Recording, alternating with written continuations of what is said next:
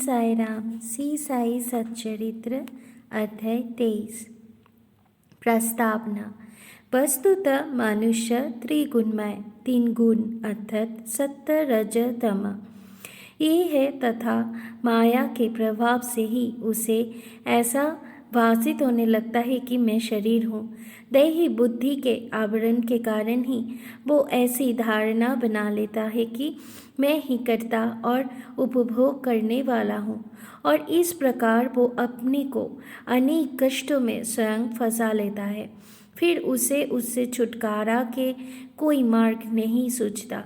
मुक्ति का एकमात्र उपाय है गुरु के श्री चरणों में अटल प्रेम और भक्ति।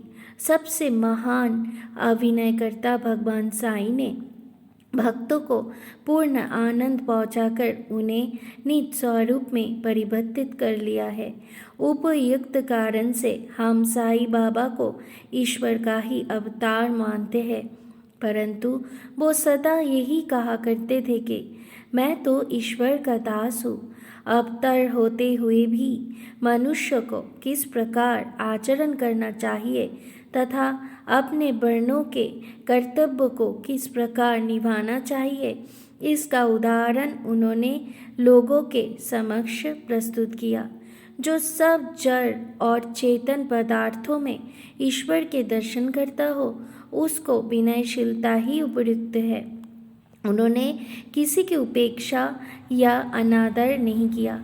वो सब प्राणियों में भगवत दर्शन करते थे। उन्होंने ये कभी नहीं कहा कि मैं अनल हक हूँ। वो सदा यही कहते थे कि मैं तो यदे हक हूँ।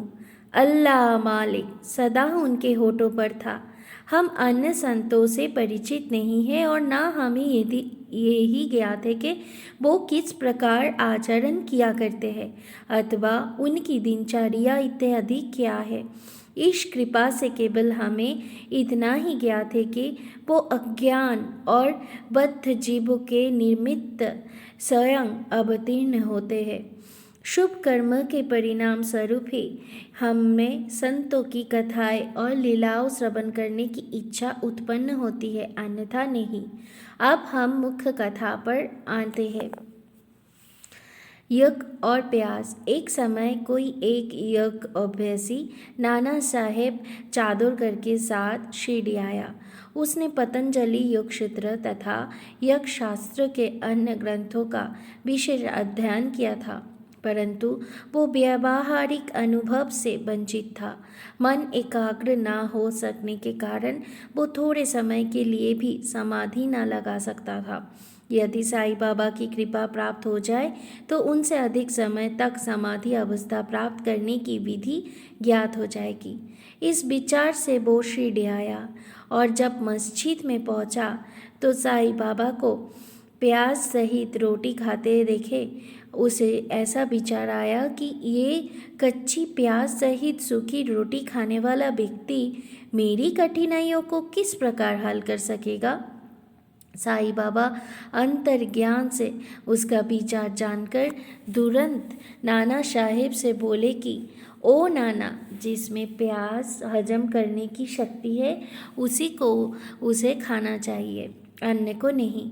इन शब्दों से अत्यंत विस्मित होकर योगी ने साईं चरणों में पूर्ण आत्मसमर्पण कर दिया। शुद्ध और निष्कपट भाव से अपनी कठिनाइयाँ बाबा के समक्ष प्रस्तुत करके उनसे उनका हल प्राप्त किया और इस प्रकार संतुष्ट और सुखी होकर बाबा के दर्शन और उदी लेकर वो शिरडी से चला गया। श्यामा की सर्पदंश से मुक्ति। कथा प्रारंभ करने से पूर्व हेमत पंत लिखते हैं कि जीव की तुलना पालतू तोते से की जा सकती है, क्योंकि वो दोनों ही बद्ध है, एक शरीर में तो दूसरा पिंजरे में। दोनों ही अपनी बद्ध अवस्था को श्रेयस्कर समझते हैं, परंतु यदि हरि कृपा से उन्हें कोई उत्तम गुरु मिल जाए और वो उनके ज्ञान चक्षु खोलकर उन्हें बंधन मुक्त कर दे तो उनके जीवन का स्तर उच्च हो जाता है, जिसकी तुलना में पूर्व संकीर्ण स्थिति सर्वथा तुच्छ ही थी। गत अध्याय में किस प्रकार श्री मिरिकर पर आने वाले संकट की पूर्व सूचना देकर उन्होंने उससे बचाया, इसका वर्णन किया जा चुका है। पाठक वृंद, अब उसी प्रकार की और एक कथा श्रवण करें। एक बार श्यामा को विषधर सर्प ने उसकी हाथ की उंगली में डस लिया। समस्त शरीर में विष का प्रसार हो जाने के कारण वो अत्यंत कष्ट का अनुभव करके क्रंदन करने लगा कि अब मेरा अंतकाल समीप आ गया है। उनके इष्ट मित्र उन्हें भगवान विठोबा के पास ले जाना चाहते थे, जहाँ इस प्रकार की समस्त पीड़ाओं की यज्ञ चिकित्सा होती थी। परंतु श्यामा मस्जिद की ओर ही दौड़े, अपने विठोबा श्री साईं बाबा के पास। जब बाबा ने उन्हें दूर से आते देखा तो वो छिड़कने और गाली देने लगे। वो क्रोधित होकर बोले, अरे वो नादान कृतघ्न ब्राह्मण, ऊपर मत चढ़, सावधान यदि ऐसा किया तो। और फिर गर्जन करते हुए बोले, हट हट, दूर हट, नीचे उतर। श्री साईं बाबा को इस प्रकार अत्यंत क्रोधित देख श्यामा उलझन में पड़ गया और निराश होकर सोचने लगा कि केवल मस्जिद ही तो मेरा घर है और साईं बाबा मात्र असहायों के आश्रयदाता है, और जब वो ही इस प्रकार मुझे यहाँ से भगा रहे हैं तो मैं अब किसकी शरण में जाऊँ। उसने अपने जीवन की आशा ही छोड़ दी और वही शांतिपूर्वक बैठ गया। थोड़े समय के पश्चात जब बाबा पूर्ववत शांत हुए तो श्यामा ऊपर आकर उनके समीप बैठ गया। तब बाबा बोले, डरो नहीं, तिल मात्र भी चिंता मत करो, दयालु फकीर तुम्हारी अवश्य रक्षा करेगा। घर जाकर शांति से बैठो और बाहर न निकलो। मुझ पर विश्वास कर निर्भय होकर चिंता त्याग दो। उन्हें घर भिजवाने के पश्चात ही पीछे से बाबा ने तात्या पाटिल और काका साहेब दीक्षित के द्वारा ये कहला भेजा कि वो इच्छा अनुसार भोजन करे, घर में टहलते रहे, लेटे नहीं और शयन न करे। कहने की आवश्यकता नहीं कि आदेशों का अक्षरश पालन किया गया और थोड़े समय में ही वो पूर्ण स्वस्थ हो गए। इस विषय में केवल यही बात स्मरण योग्य है कि बाबा के शब्द हट, दूर हट, नीचे उतर श्यामा को लक्ष्य करके नहीं कहा गया था, जैसा कि ऊपर से प्रतीत होता है, वरन उस सांप और उसके विष के लिए ही आज्ञा थी, अर्थात श्यामा के शरीर में विष ना फैलने की आज्ञा थी। अन्य मंत्र शास्त्रों के विशेष आज्ञा की तरह बाबा ने किसी मंत्र या मंत्रक तो चावल या जल आदि का प्रयोग नहीं किया।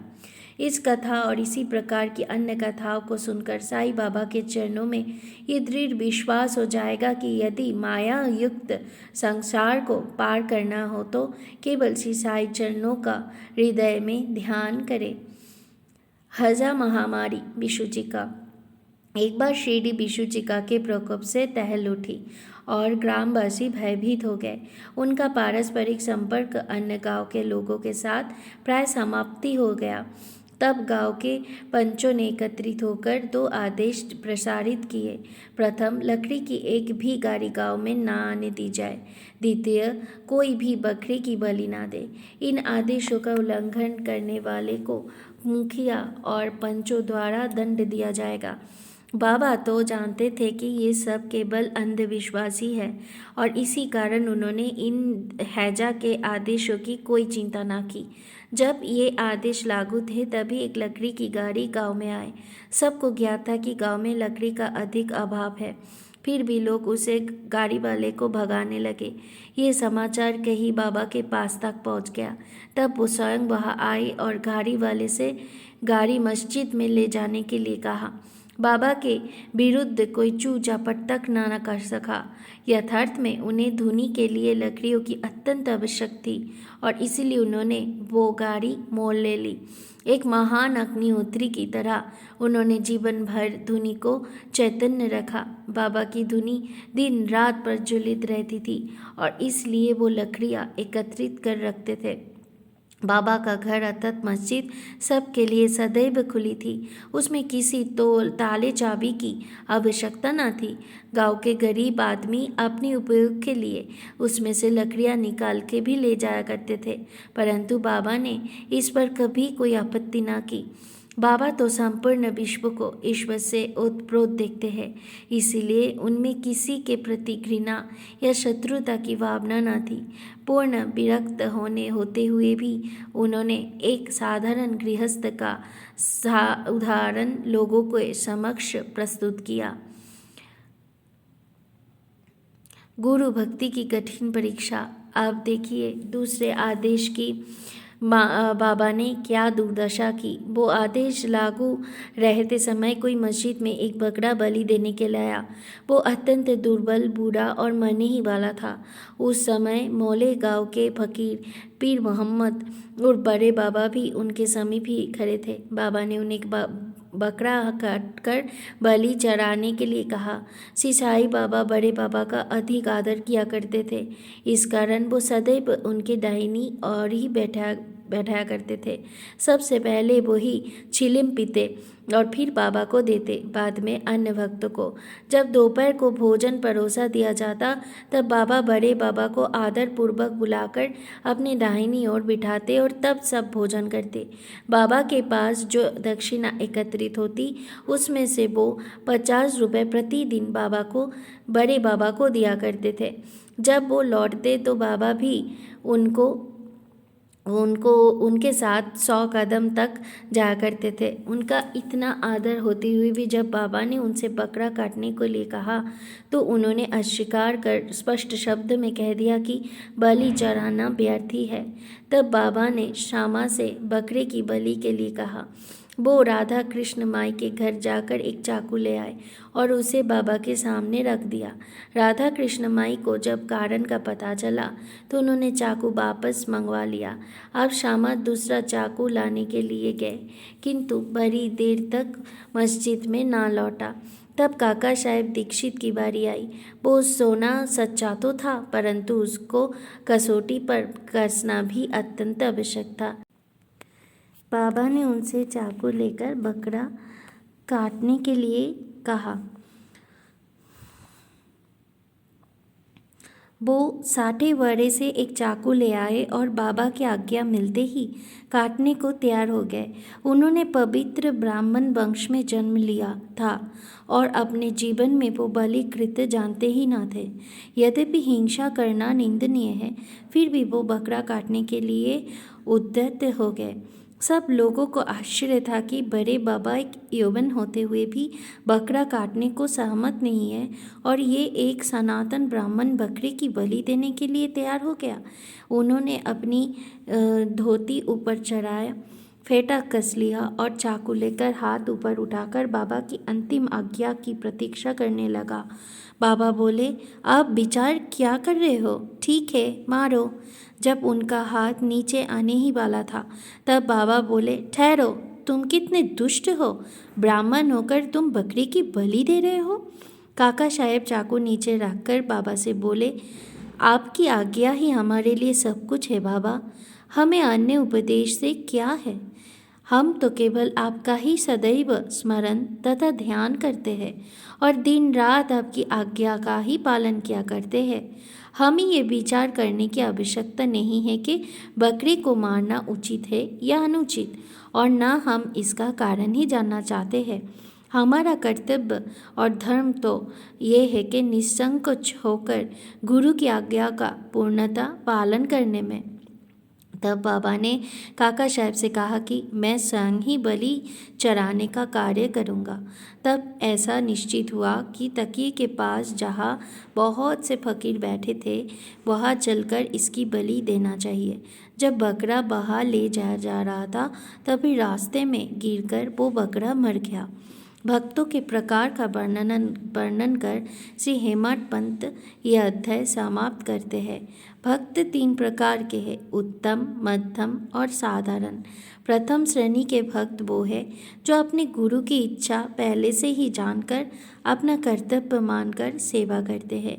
द्वितीय श्रेणी की भक्त वो है जो गुरु की आज्ञा मिलते ही उसका तुरंत पालन करता है। तृतीय श्रेणी के भक्त वो है जो गुरु की आज्ञा टालते हुए पग पग पर त्रुटि किया करते हैं।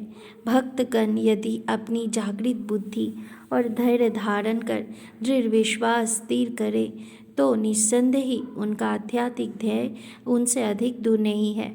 सांस और चस का नियंत्रण, हठ योग या अन्य कठिन साधनाओं की कोई आवश्यकता नहीं है।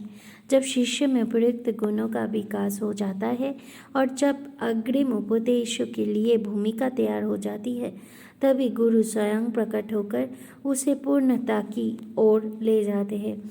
अगले अध्याय में बाबा के मनोरंजक हास्य विनोद के संबंध में चर्चा करेंगे। ओम श्री सद्गुरु साईनाथार्पणमस्तु। शुभम भवतु। ओम साई राम।